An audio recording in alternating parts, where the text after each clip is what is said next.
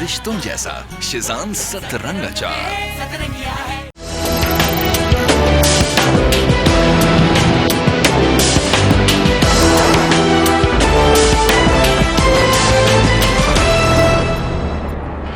अस्सलाम वालेकुम। कराची में नेटो का असला बरामद हो रहा है। एमक्यूएम लंदन की तरफ से यहाँ पे वॉल चॉकिंग हो रही है। अल्ताफ़ हुसैन को मनी लॉन्ड्रिंग केस में बरी किया जा रहा है। बिलावल भुट्टो जो हैं वो उनको अंकल कह रहे हैं और मौलाना फजल रहमान के वो बोसे ले रहे हैं। और दूसरी तरफ सो कॉल्ड खुद साख्ता हमारा जो लिबरल मीडिया है वो मुल्क दुश्मन खबरें दे रहा है, जिनमें से आधी सच आधी झूठ होती हैं। हुकूमत उसके ऊपर रिएक्ट कर रही है, अफवाज पाकिस्तान के ऊपर कीचड़ उछलवा रही है, उसको ECL में डालती है और फिर ECL से निकाल देती है, और उसके अलावा किसी के ऊपर कोई एक्शन नहीं होता। अब ज़्यादा से ज़्यादा किसी क्लर्क या बाबू के जो ऊपर सारा नज़ला जो है वो गिर जाएगा। एक और हम स्टोरी करेंगे उस दिन, अल्लाह अल्लाह खैर सल्ला।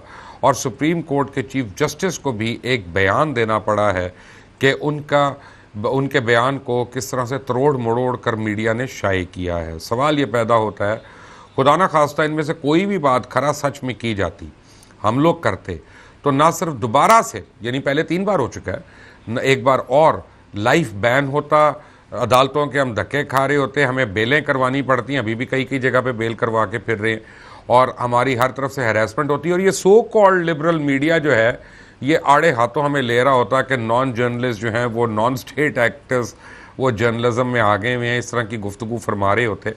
लेकिन फैक्ट ऑफ द मैटर इस के ऐसे मीडिया से अल्लाह ने शुक्र है हमें बचाया हुआ, और ऐसा मीडिया वाला नहीं बनाया हुआ, लेकिन ऐसे मीडिया वाले हमारे पास हैं, हमारे इर्द गिर्द भी हैं, हमारे आमने सामने भी हैं, और हमारे प्रोफेशन में उनकी बहुतात है जो अपने मुल्क को बुरा कह के, अपने मुल्क को नुकसान पहुँचा के अपने आप को कहते हैं हम आज़ादी सहाफ़त के लिए काम कर रहे हैं।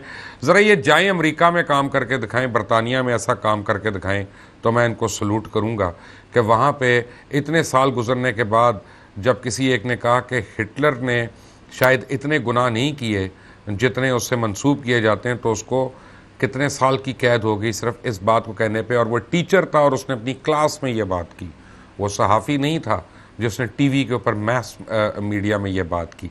लेकिन डबल स्टैंडर्ड्स हैं, हर तरफ हमारे मुल्क में डबल स्टैंडर्ड्स हैं, और अगर किसी के कोई स्टैंडर्ड्स नहीं हैं तो अपने मुल्क के लिए नहीं है। मुझे ज्वाइन कर रहे हैं जनाब फैसल अजीज़, बोल्ड टेलीविज़न के रूए रवा हैं। मुझे ज्वाइन कर रही हैं जनाब हुमा बकाई साहिबा, स्कॉलर हैं, और आज मुझे पता चला PhD किया हुआ है इन्होंने कॉन्फ्लिक्ट के अंदर। मुझे ज्वाइन किया जनाब नज़ीर लगारी ने, हमारे सीनियर हैं, मोहतरम हैं, हम इनसे बहुत सीखते हैं। और मुझे ज्वाइन कर रहे हैं लाहौर से हमारे बड़े फेवरेट दोस्त हैं, एनालिस्ट हैं, जनाब आरिफ हमीद भट्टी साहब। आप सबका बहुत बहुत शुक्रिया। पहले तो मुझे ये बताएं कि फैसल साहब, सिरिल का नाम भी निकल गया, मट्टी भी डाल दी आपने सारों को गंदा भी कर दिया, अफवाज पाकिस्तान का मजाक उड़वा दिया पूरे इंडियन मीडिया में और बरतानवी मीडिया में और हर जगह पे, और उसके बाद जो है किसी को आपने आड़े हाथों नहीं लिया। इसे कहते हैं प्लस प्लस प्लस। एक ऐसा फार्मूला बना जिसमें कौम का नुकसान हुआ, पाकिस्तान आर्मी का नुकसान हुआ, मीडिया पे जो लोग मीडिया के एथिक्स के ऊपर काम कर रहे थे उनके ऊपर भी कीचड़ उछला, लेकिन जो बेनिफिशरीज हैं वो सब प्लस प्लस प्लस ले गए। एक अनोखा वाक़या है पाकिस्तान में कीचड़ उछालने का। 5 दिन के अंदर आप पाकिस्तान में देखें क्या क्या हुआ है, और आज अचानक से बिल्कुल सब कुछ साफ सुथरा हो गया। इस पे कहाँ जाना चाहिए? कौन सी अदालत है? कौन है जो अदालत तो खुद अपना बयान दे रही है कि ये हमारा ये बयान नहीं, आप तो उनके बयानों के भी लिहाज नहीं कर रहे। वो तो खैर अब उनका एहतराम करते हैं अदालतों का, लेकिन बयानात से बेहतर है कि वो सो मोटो एक्शन लें। अगर वो ये बात सारी कहते हैं कि पाकिस्तान के अंदर बादशाहत है और पाकिस्तान के अंदर गवर्नेंस नहीं है, मैनेजमेंट नहीं है और बहुत बुरा हाल है और करप्शन है और सारी चीजें हैं, वो अगर उन्होंने 20% भी कह रहे हैं कि मेरी बात गलत है, तो 80% तो बात उनकी ठीक है। तो 80% बात के ऊपर वो सो मोटो एक्शन लेना, 20% बात अगर ठीक है तो कोर्ट में मौजूद जितने रिपोर्टर्स हैं उनको हक नहीं अपने आप को रिपोर्टर कहने का, क्योंकि उन्होंने मिस रिपोर्टिंग की।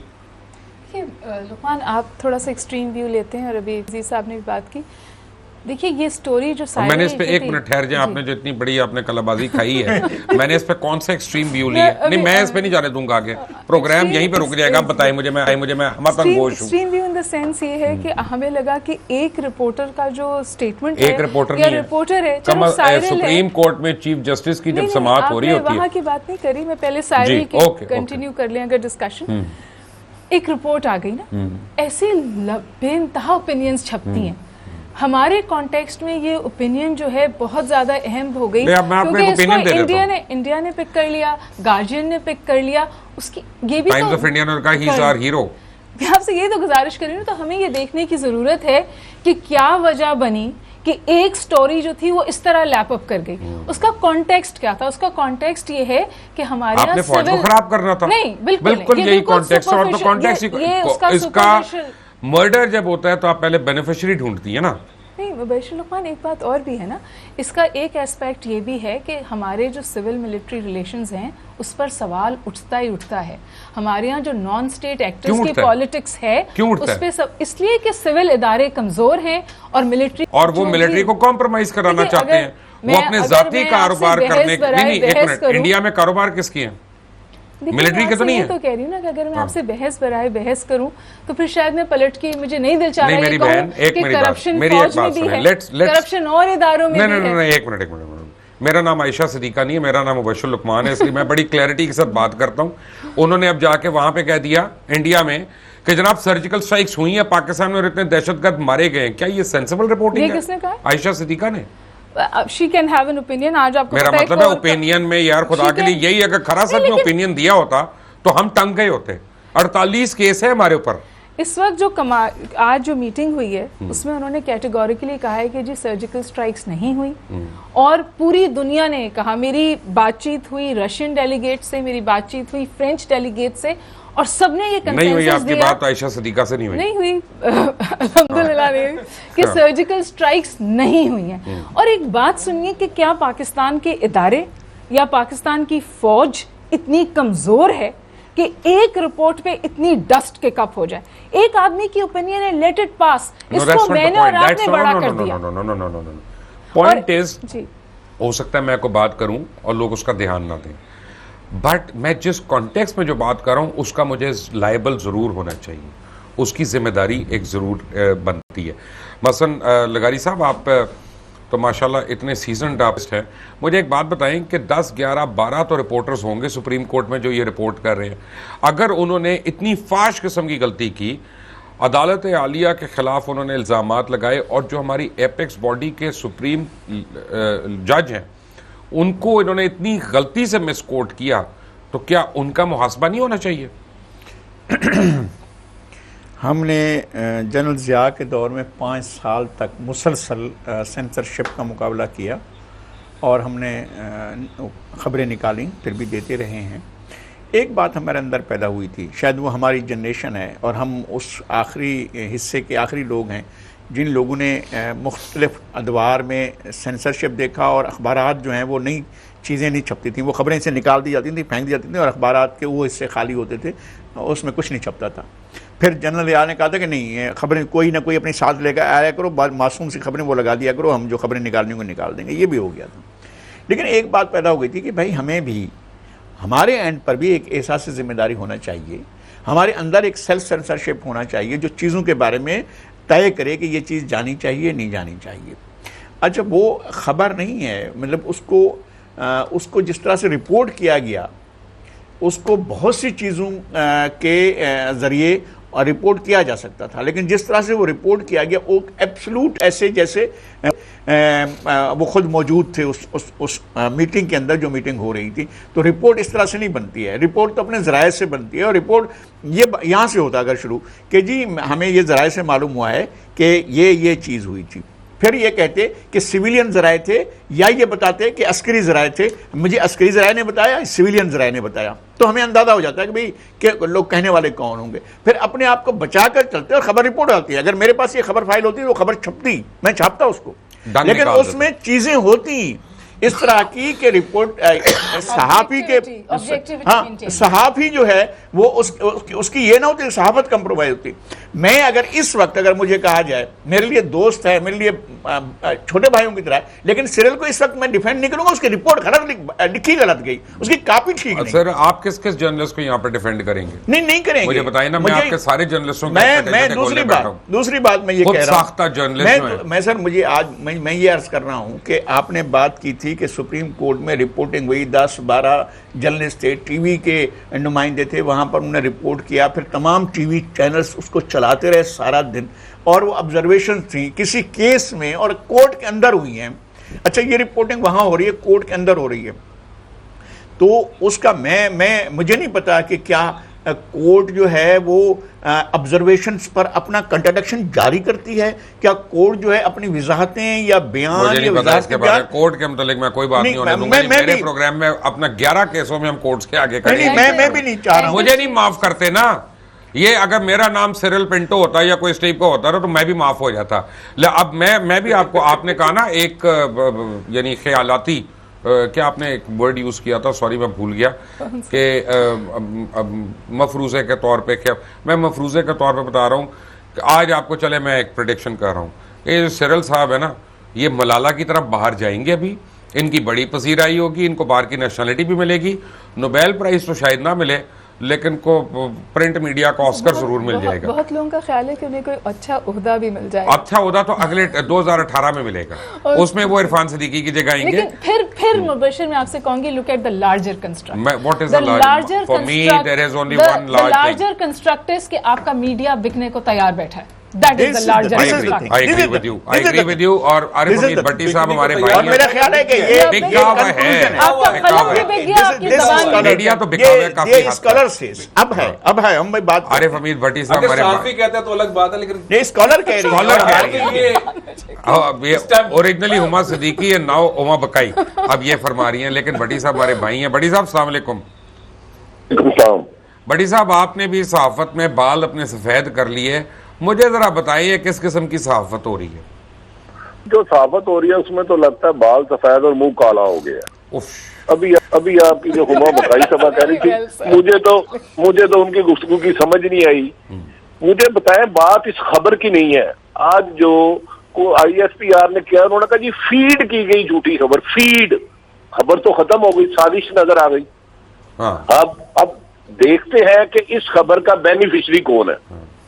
ये इल्जाम पाकिस्तान पर इंडिया एक अरसा दराज से लगा रहा है कि ये दो शख्सियात दहशतगर्दी करा रही।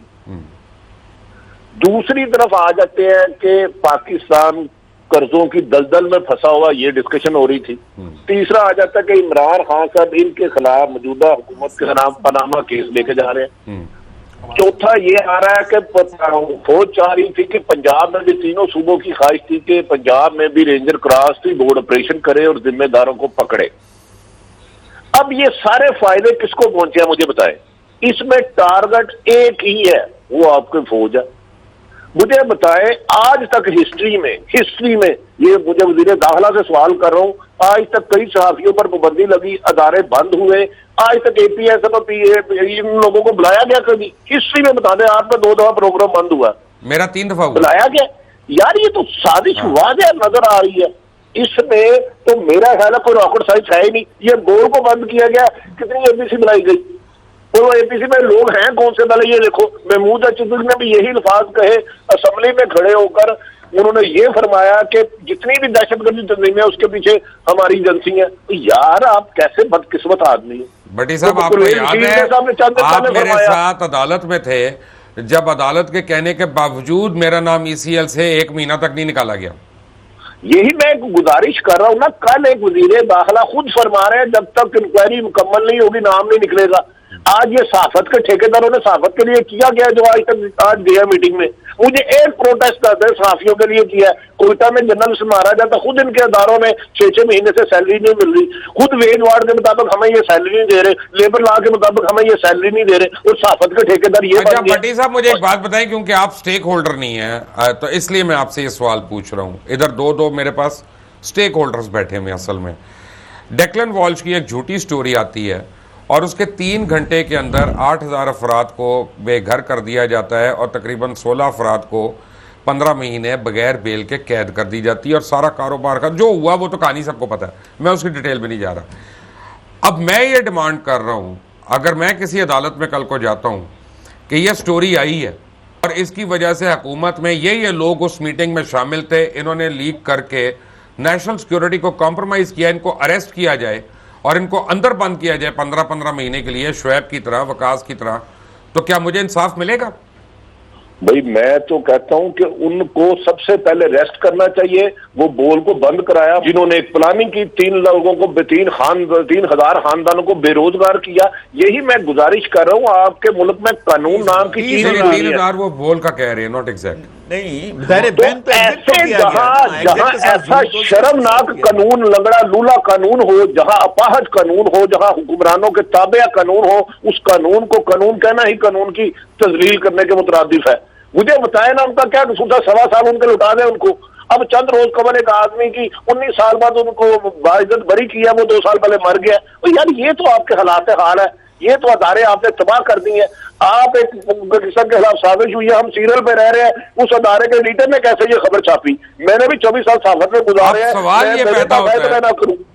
ये पैदा होता है आरिफ हमीद भट्टी, नज़ीर लगारी, हुमा बकाई, फैसल अजीज एंड नाजरीन, आपसे एक ब्रेक के बाद मैं इसका जवाब लूंगा कि अगर ये स्टोरी फीड की गई है, जैसे कि भट्टी साहब ने कहा कि ISPR की स्टेटमेंट आई है, तो क्या ये प्लांटेड है? तो क्या अंबर सहगल जो डॉन की मालका हैं वो उन्होंने पैसे खाए, या जफर अब्बास ने खाए, या ये सिरल ने खाए? इसका सवाल का जवाब करेंगे एक ब्रेक के बाद। Take a break.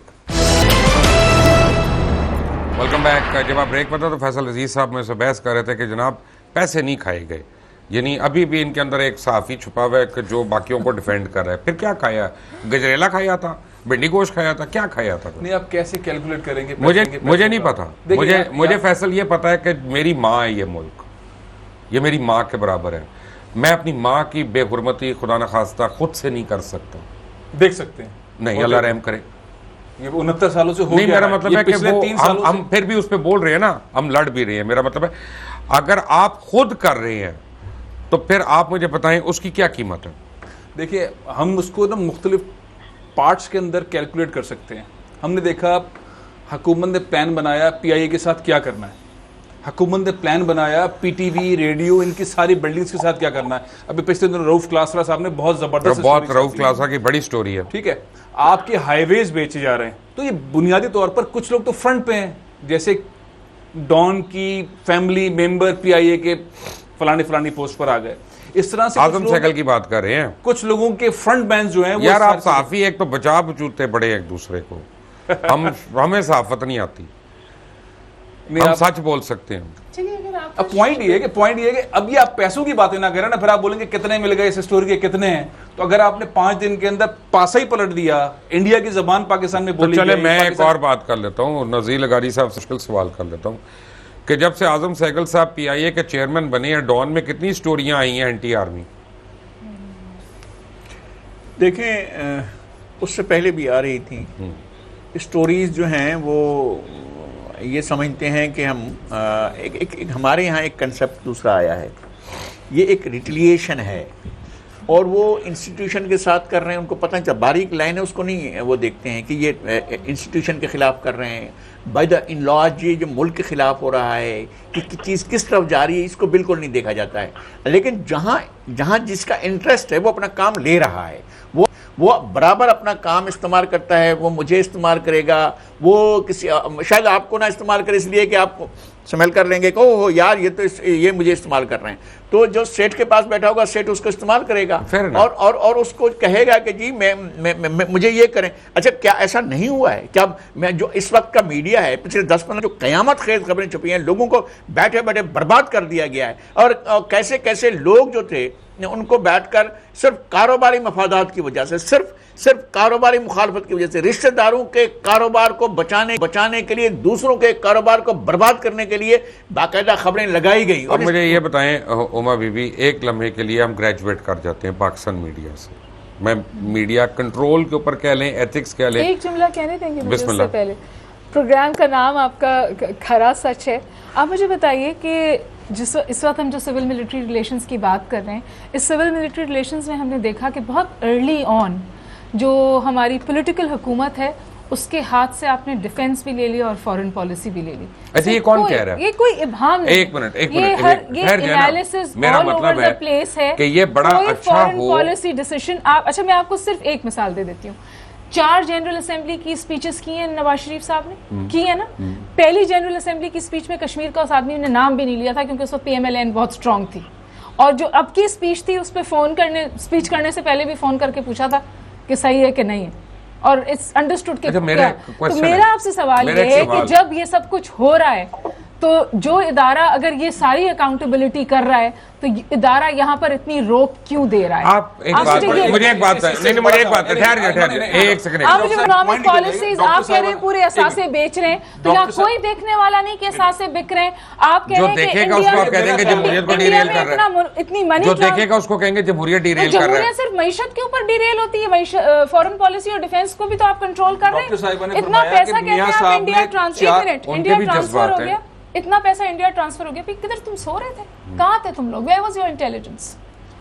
4 साल 4 मरतबा अक़वाम मुत्तहिदा के अंदर तकरीर फरमाई है मियाँ साहब ने। डॉक्टर साहब कह रही हैं पहली बार जब उन्होंने तकरीर की फखरिया तौर पर फरमाया है उन्होंने कश्मीर पर बात नहीं की, कश्मीर पर उन्होंने बात नहीं की। नहीं वो अपनी राय ऐड करे, राय ऐड करे। अच्छा वो स्ट्रॉन्ग, अच्छा उनके एजेंडे में पीएचडी किया हुआ, कॉन्फ्लिक्ट खत्म करें आप, कॉन्फ्लिक्ट क्रिएट कर रही है। उस वक्त थ्रस्ट ये था कि पीएमएलएन स्ट्रॉन्ग थी, इसलिए वो कश्मीर पे बात नहीं करेगी जी, वो नहीं करती थी उस वक्त। भाई यही तो मसला है ना जिसके ऊपर पाकिस्तान चल रहा है, जो सबसे अहम चीज है वो मुस्लिम लीग नवाज के एजेंडे में शामिल नहीं। एक मिनट, प्रॉब्लम एक और है भट्टी साहब। मसला ये है कि अगर आप इस शो में बैठे हैं तो उसकी 2 रीजंस हैं। एक है कि हमने आपकी मिन्नत की, आपसे रिक्वेस्ट की कि प्लीज़ हमारे शो को इज्जत दें, और दूसरा यह कि आपने एग्री किया। इसी तरह मियाँ नवाज शरीफ जो है, किसी ने उनके सर पे पिस्तौल तो नहीं टानी थी क्या हो और वजारत उज़्मा का ओहदा संभालो। जब उन्होंने वादे किए, जब उन्होंने उसके लिए जस्तजू की, फिर वहाँ पर आए और कहने को वही फॉरेन मिनिस्टर है। जब तक मियाँ नवाज शरीफ ना कहें कि मेरे पास पावर नहीं है, मैं कैसे हुमा साहिबा की बात मान लूं, चाहे मुझे जितनी मर्जी कन्विंसिंग लगे। फैसल साहब मुझे अब 2 मिनट दें। तो फैसल साहब ने मेरा ख्याल है ठीक फरमाया है कि पैसों का हमें इतनी जल्दी नहीं कहना चाहिए। ओके, नहीं कहते। तो दूसरी बात ये है, गुजारिश ये है कि हम सीरियल के इर्द गिर्द घूम रहे हैं। वो जो ने मुल्क दुश्मनी की, नेशनल इंटरेस्ट होता है। मुझे अपनी खबर से 1 करोड़ गुना ज्यादा अपना इंटरनेशनल इंटरेस्ट अजीज है। मैं भाड़ में जाती है ऐसी खबर, तो उनका जिक्र ही कोई नहीं आ रहा। वो भाई फीड तो मियाँ साहब की एंड की तरफ से हुई ना।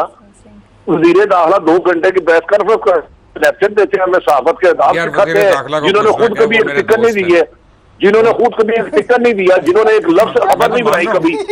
जो आदमी मुझे अच्छा लगता है वो अच्छा लगता है। जिन्होंने कभी एक खबर नहीं बनाई, आजादी साफत से वो गुफ्तगू करते हैं। जिन्होंने कभी 47 टेम्परेचर में जाके आजादी साफत के लिए जंग तो लड़ी हो, माइनस टेम्परेचर में की तो सब देख रहे थे। आप कह रहे हैं कि जी मियाँ साहब के पास वो फॉरेन पॉलिसी नहीं है, वो इन्हें दे दोगे तो एटमी टेक्नोलॉजी बेच देंगे ये। और भाई जो इनके पास अदारे हैं, वापडा का क्या हाल है, पीएए का क्या हाल है, वो रेलवे का क्या हाल है, ठीक अदारे देखे तो इंडिपेंडेंट रखे हो। यार मुल्क की सलामती भी कोई चीज होती है, इसमें कंप्रोमाइज करने वाले भी खद्दार होते हैं। लेकिन अफसोस मुझे ये है कि हम सीरियल के इर्द गिर्द घूम रहे हैं। जिन्होंने स्टोरी फीड की है कोई एक उसका नाम लेने के लिए तैयार नहीं है। इसको साजिश को देखे बशर साहब, इसको खबर ना समझे, साजिश समझे, और इसके ताने बाने देखे कहाँ बुने जा रहे हैं। यही स्टांस माजी में किन किन सियासतदानों का रहा है, ये तो सारा क्लियर नजर आ रहा है। क्या वो अदारा कि जिनके चेयरमैन बन गए उन्हें नहीं पता खबर छप रही है? ये कोई माई का लाल रिपोर्टर की ये खबर नहीं चल सकती जब तक मालम इसकी परमिशन ना दे। मैं चैलेंज कर रहा हूँ आज तक। कल सलीम बुहारी साहब मेरे प्रोग्राम में थे तो मैंने कहा जी आपको ये मैं खबर दूं, आप चलाएंगे? कहते नहीं, कोई भी नहीं चला सकता। लेकिन जब इसके बेनिफिशियरी देखेंगे कि रहीस शरीफ रिटायर होने वाले हैं, नए चीफ ऑफ आर्मी स्टाफ की तैनाती होनी है, पनामा लीग का इशू बहुत गर्म होने वाला, उन सबको मकबूजा कश्मीर में हमारे लोगों की शहादतों की इंतहा हो गई है, जख्मी होने की इंतहा हो गई है, उन सारे इशुओं से डिट्रैक करने के लिए 4 दिन से हमने उन्हें इसके पीछे लगा दिया। एक चीज, मेरा एक सवाल है जो मैं पहले करना चाह रहा था, और नज़ीर लगारी साहब, उमर साहब, फैसल साहब, एक लम्हे के लिए पाकिस्तान मीडिया से ग्रेजुएट कर लेते हैं। मैं मीडिया एथिक्स के ऊपर भी नहीं बात कर रहा, मैं कंट्रोल आप कह लें, जो मर्जी कह लें। मैंने अमेरिका में आज तक एक भी किसी चैनल पे बॉडी बैग नहीं देखा अमेरिकन सोल्जर का कि जी वो अमेरिकन सोल्जर की लाश आ रही है, ठीक है ना। अब सवाल ही पैदा होता है क्योंकि उनका ये ओपिनियन है कि इससे हमारे मैसेज डीमोरलाइज होते हैं। अब खबर के तौर पे लाश नजर आनी चाहिए कि नेशनल इंटरेस्ट और नेशनल सिक्योरिटी ऊपर आनी चाहिए।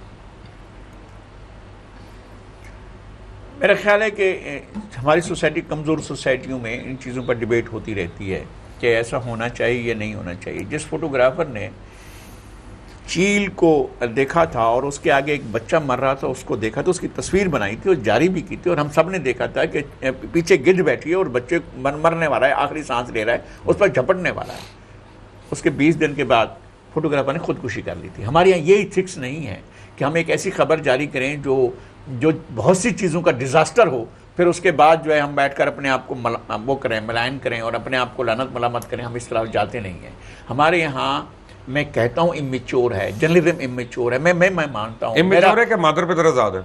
मेरे ख्याल में आज़ादी, इसको आज़ादी भी या कॉन्सेप्ट ही नहीं है। मेरा इसका कोई कॉन्सेप्ट नहीं है। ये जो यानी क्या जफर अब्बास यही स्टोरी एज एन एडिटर, नहीं एक मिनट, का उसका मसला क्या नहीं है। जफर मसला अब्बास एज एन एडिटर यही स्टोरी बीबीसी में एज इट इज रिलीज कर सकते थे? मेरा ख्याल है नहीं कर सकते थे। मैं और कहता हूँ कि नहीं, अगर ये देखिए मुबशर, मैं एक गुजारिश करना चाह रहा हूँ। पहले ये स्टोरी एक और अखबार को दी गई, फिर 2 गैर मुल्की एजेंसियों को दी गई, उन्होंने इनकार कर दिया। रात 2 बजे उस गैर मुल्की एजेंसी के बंदे को फोर्स किया गया, खबर लगाओ, खबर दो। ये 3 दिन डिस्कशन होती रही है प्राइम मिनिस्टर हाउस में। जो साक्षी सेल बना हुआ है उसको ये कहता रहा ये फीड कैसे, ये जहर किस तरह फैलाना है।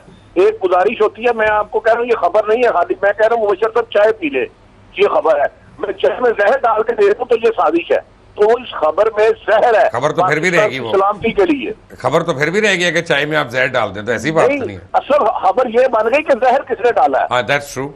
जी उमा साहब, चाय पिला रहा हूँ, ये बड़ी अच्छी बात है ना। मैं नहीं, आप बिल्कुल जी, आप जो यूएस की बात कर रहे हैं, मैं जहर दे रहा हूँ, ये आपके खिलाफ साजिश कर रहा हूँ जी। इस हवाले से पूरी किताबें लिखी गई हैं। किताब है बहुत बड़ी जिसका नाम कहते हैं मैन्युफैक्चरिंग कंसेंट।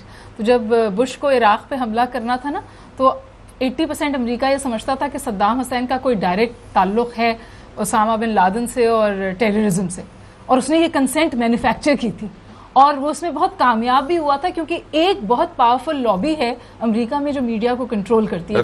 वो एक्चुअली कहते हैं the tail wags the dog, ठीक है। तो उसमें फिल्म भी बना दी उन्होंने। एग्जैक्ट। तो देखिए फ़ारेनहाइट 11 के बारे में मैंने आपने बहुत कम सुना। फ़ारेनहाइट 11 भी बनी, लेकिन जो इस वक्त 9/11 के बारे में प्यूटन तक कह रहा है कि झूठ था, बट वो स्टोरी सेल नहीं करती, चलती नहीं, क्योंकि मीडिया पे कुछ ऐसी ताकतें काबिज हैं जो अपनी स्टोरी चलवाती हैं। आप एक काबिज मीडिया पे तो अब एक चीज़ ये है कि एथिक्स की बात, कि हम यहाँ पे अपने शहीदों का, अपने जवानों को किस तरह से फुटेज दिखाते हैं, और अमेरिका में इस तरह से नहीं होता। तो एथिक्स नहीं, हम लाशें जिस तरह से दिखाते हैं, जो भी सिलसिला है। यहाँ मामला ये है कि मालकान का जो इंटरेस्ट है ना, यहाँ कन्फ्यूजन फैलाना, पॉलिसी है कन्फ्यूजन फैलाना, पाकिस्तान के अंदर कन्फ्यूजन फैला के बिजनेस मल्टीप्लाई करना सबसे बड़े ग्रुप के मालिक की पॉलिसी है। तो जब पाकिस्तान में कन्फ्यूजन होगा तो सिस्टम उसी तरह से चलेगा। एक चीज, दूसरी एक नेशनल इंटरेस्ट की बात की। वो क्या कह रहे हैं भट्टी साहब आपको? मैं बात पूरी कर लूं, फिर भट्टी साहब की बात करिए। नेशनल इंटरेस्ट, आप कहते हैं नेशनल इंटरेस्ट, ये सारा मामला अमेरिका की बात हो रही है। अमेरिका में न्यूयॉर्क टाइम की जर्नलिस्ट को 6 माह की सजा हो चुकी है। 4 माह की। अब पता नहीं, रिपोर्टर जे मिलर उनका नाम है, और उनको वो सजा उसका खत्म होगी जब वो नाम देंगे। अब पॉइंट ये है कि जब आप सीआईए की रिपोर्ट के ऊपर है, छोटा सा मामला, उन्होंने सोर्स पूछी कोर्ट ने, सोर्स बताएं ये आपने स्टोरी कहां से ली, नहीं बताई उसने, जो भी उनके मामला थे उनके इदारे के, उसको सजा हो गई। यहां पॉइंट ये है कि यहां तो मालकान, अब माल में कौन डेलीगेशन मिला है आप मुझे बताएं जरा, जो एडिटर्स के रूप में, या सीपीएन देखें, पीबीए को देखें, कोई भी ऐसी बॉडी देख लें, मालकान ने लेफ्ट राइट टाइप के लोग आगे रखे हुए, जो साफियों की जो है वो चले। एनीवे, अब पॉइंट ये है कि आप फैसल अजीज, उमा बकाई, नज़ीर लगा और आरिफ हमीद भट्टी हमारे साथ ही हैं। एक ब्रेक के बाद, टेक अ ब्रेक।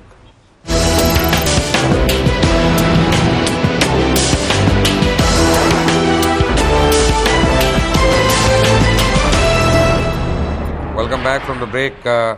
बात यह है, एक सवाल है मेरा चारों पार्टिसिपेंट से।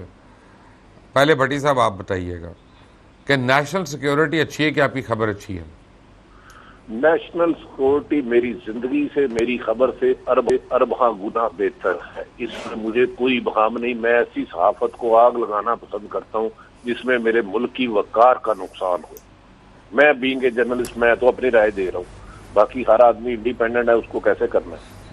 फैसल अजीज साहब, असल में इस पे डिबेट इतने दिन से हो रही है, इस पे तो कोई सवाल का जब वही नहीं, नेशनल सिक्योरिटी जाहिर है, लेकिन इसको बाज़ दफ़ा लोग इस तरह से लेते हैं कि इसमें नेशनल सिक्योरिटी वाली बात ही क्या है, इसमें टोटल फैक्ट्स हैं, इसे है, ये तो बात पहले से हो रही है, ये तो अमेरिकन रिपोर्ट्स में छप चुकी है, तो इंडिया के अंदर आ चुकी है, ये कौन सी ऐसी बात है जो सामने आ गई है, इस दो बंदों से मुतालिक, मौलवी से मुतालिक कौन सी ऐसी चीज़ है। हमने पहली बार तो ये छापा नहीं है, हमने पहली बार तो डिस्कस नहीं किया, हमेशा टीवी के ऊपर बोला जाता है, तो उसको खींच के बहुत लंबा करके उसको इतना लूज कर दिया है कि उसका जो सीरियस एक पॉइंट है ना नेशनल सिक्योरिटी का, वो बहुत वीक हो गया है। इस पर दूसरी कोई बात नहीं हो सकती कि खबर, कोई भी खबर नेशनल सिक्योरिटी के सामने स्टैंड नहीं कर सकती। इशू खबर नहीं है, इशू खबर नेशनल सिक्योरिटी नहीं। देखिए इशू क्या है, इशू ये है कि हथियार बना एक अखबार और एक जर्नलिस्ट, किसका हथियार बना? नेशनल सिक्योरिटी का। उसने कॉम्प्रोमाइज किया, यहाँ पे बंदूक रखी किसी ने, तकरीबन क्रेडिट लेने नहीं, क्रेडिट लेते रहे यार, नेशनल सिक्योरिटी उन्होंने कॉम्प्रोमाइज क्रेडिट लेने के लिए आगे आ बता रहे हैं ना, ट्वीट्स बता रहे हैं मेरा मेरा नहीं ख्याल है, मुझे जिंदगी में याद नहीं है कि ठीक है वो आती है, आपको एडवाइस भी आती है, आपको बाकायदा फ़ोन करके भी कहा जाता है, लेकिन बहुत दफ़ा ऐसा हुआ है, खुद मार्शल के दौर में भी ऐसा हुआ है, हमने एडवाइस को इग्नोर भी किया है। अगर वो सेंसर नहीं कर रहे हैं तो हम एडवाइस को इग्नोर भी करके हम चीज़ देखते, लेकिन ये देखते थे कि इसमें मासेस का इंटरेस्ट है कि नहीं है, मुल्क का इंटरेस्ट है कि नहीं है, हम इस बात को देखते थे। लेकिन ये नहीं है, देखिए क्या ये बात पता नहीं है जो अब चले मैं खोल कर बात करता हूँ, क्या ये बात नहीं है कि पंजाब गवर्नमेंट पंजाब के अंदर जो है वो टेररिज्म की सरपरस्ती करती है? क्या ये ऐसा नहीं है कि पंजाब गवर्नमेंट ने अलाउ किया हुआ है कि लोग अपनी प्राइवेट कोर्ट्स बनाएं और उसमें वो लोग आए और यस अच्छा, मैं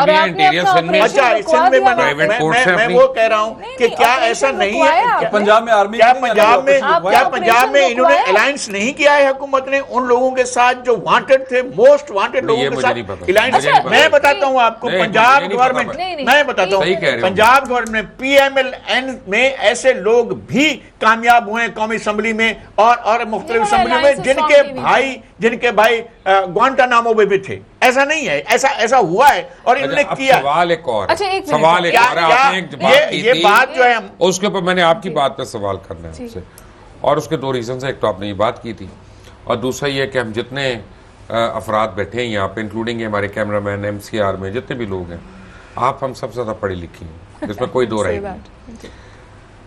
अमेरिका में टीवी कब शुरू हुआ? पेनी जर्नलिज्म के बाद, जो पेनी रफली I don't remember the year, but after the Penney journalism, जो पेनी जर्नलिज्म था, प्रिंट जर्नलिज्म था। अच्छा, अब को 100 साल हो गए आपके हिसाब से, कुछ 50 साल हो गए। इतने सालों में मुझे 3 प्रोग्राम किसी अमेरिकन चैनल पे दिखाएं जो प्रो कम्युनिज्म हो, एंटी नहीं, प्रो कम्युनिज्म। एक दिखाएं जो प्रो सोशलिज्म हो। अमेरिका नहीं, एक मिनट, मेरे सवाल का जवाब पहले, तजिया बाद में, ठीक है ना? तजिया भी आ जाएगा। मुझे बरतानिया में एक प्रोग्राम दिखाएं किसी चैनल के ऊपर जो उनकी किंगशिप के अगेंस्ट हो, मोनार्की के अगेंस्ट हो, हालांकि वो तो जमहूरियत नहीं है। देखें, मैं आपको ये बताने की कोशिश कर रहा हूं कि नेशनल इंटरेस्ट जो होता है ना, जो भी हो, अगर हमने ये नेशनल इंटरेस्ट बना लिया कि ये कलम जो है हमारे लिए बड़ा अहम है और इसको हमने अब दिफा करना है, इसका बचाना है इसको, तो नेशनल इंटरेस्ट ये है कि हम इस कलम का दिफा करें, इसको एक्सपोज ना करें। You know, that is my point. मैं ये नहीं कह रहा कि आप और मैं अपनी अपनी जगह बैठकर ये फैसला करना शुरू हो जाएं कि हम अपनी अकल से बात कर रहे हैं कि क्या चीज़ सही है क्या गलत है। वो हम अपने अपने घरों के लिए कर सकते हैं, या मियाँ साहब कर सकते हैं क्योंकि वो प्राइम मिनिस्टर है, पार्लियामेंट कर सकती है, सेनेट कर सकती है, कोर्ट्स कर सकती हैं, उसी तरह एस्टैब्लिशमेंट कर सकती है। और बेहतर होगा कि सारे इन सिंक करें, कन्फ्रंटेशन के साथ ना करें, तभी नेशनल इंटरेस्ट प्रोटेक्ट होगा ना। That's the ideal situation. लेकिन मैं आपसे गुजारिश करूं, जो आपने मुझे 2 मिसालें दी, अमेरिकन सोसाइटी ने अपनी तमाम तर आइडियोलॉजिकल थ्रस्ट के बावजूद सैंडर्स जैसे कैंडिडेट को प्राइमरीज तक लाया जो सोशलिस्ट था, और हिलरी क्लिंटन को अपना मैनिफेस्टो या जो भी आप कह लें थ्रस्ट था उसको चेंज करना पड़ा। इसी तरह लेडी डायना के ऐसे 1000 इंटरव्यूज हैं जिसमें वो कहती थी कि एस्टैब्लिशमेंट, जो क्वीन की एस्टैब्लिशमेंट है, वो मुझे क्वीन नहीं बनने देगी। मारी गई ना डायना। एग्जैक्टली। लेकिन एस्टैब्लिशमेंट ने उसको क्या किया? मैं आपसे एक और सवाल, आप लोग, मैं तो चलिए आप मुझे पढ़ा लिखा होने का तमगा दे रहे हैं, मैं आप लोगों का तो एक्सपोजर बहुत है, मैं आपसे एक सवाल कर लेती हूँ। इसी खबर में इसी अखबार अखबार में कोई मेरा ख्याल है 3 हफ्ते पहले एक डॉन एक्सक्लूसिव के नाम से 3-4 जो हमारे फॉर्मर फॉरेन सेक्रेटरीज हैं उनका जस्ट छपा था, जिसमें उन्होंने कहा था Pakistan should revisit Taliban policy और पाकिस्तान आइसोलेशन की तरफ जा रहा है। और ये इन सम वेज बहुत सारी वही बातें एक सेकंड उस पे इतना शोर नहीं हो बचा सकता बिकॉज इट केम उसकी फ्रॉम वजह द फॉरेन सेक्रेटरीज, ठीक है, and this was a news out. एक मिनट सबसे दोनों का बड़ी मैच बात नहीं यह है कि वो अपनी पॉलिसी रिविजिट करने की बात कर रहे हैं। अगर मैं कहता हूं कि लॉज ऑफ एविडेंस को रिविजिट होना चाहिए हमारी पार्लियामेंट में, तो मैं चैलेंज नहीं नेशनल सिक्योरिटी को, मैं कह रहा हूं उसको जरा दोबारा से देखो, इस जाविये से भी देखो। बट एक सवाल मेरा आपको है, ऑपरेशनल फ्रेमवर्क चैलेंज बकाई साहब ने जब घर में बात करनी होती है तो कैसे करते हैं? अपनी किस्मत छोड़ते हैं, क्या करते हैं? इस खबर में ये नहीं हुआ है, इस खबर में कोई बात नहीं, इस खबर में ये हुआ है कि फलां बंदे ने ये कहा, फलां सिक्योरिटी पर्सन ने ये कहा, उसके बाद में सिविलियन ने ये कहा, और ये सारी बातें डाली गई बकाई हैं। साहब आपका, बकाई साहब आपका, फैसल साहब आपका, भट्टी साहब आपका बहुत बहुत शुक्रिया। एक बात मैंने ज़रूर कहनी है, ये अच्छी बातें हैं कि जर्नलिस्ट इंडिपेंडेंट हों, और ये भी अच्छी बातें हैं कि उनकी ऑर्गेनाइजेशंस उनकी पुश बनाई करें। ये भी अच्छी बातें हैं कि हम ना सिर्फ हुकूमत बल्कि दीगर जो इदारे हैं हमारे, हम उनकी कमज़ोरियों को भी हाईलाइट करें। लेकिन बहुत ही अहम बात है कि कोई ऐसी बात ना करें जिससे हमारी फेडरेशन या हमारी नेशनल सिक्योरिटी जो है उनमें से कोई भी चीज़ कॉम्प्रोमाइज़ होती हो। ज़िंदगियां लग गई हैं इस कौम को, इस मुल्क को बचाने के लिए। मज़ीद ज़िंदगियां नहीं हम ज़ाया कर सकते किसी की बेवकूफ़ी या एक खबर की वजह से। खरा सर लुकमान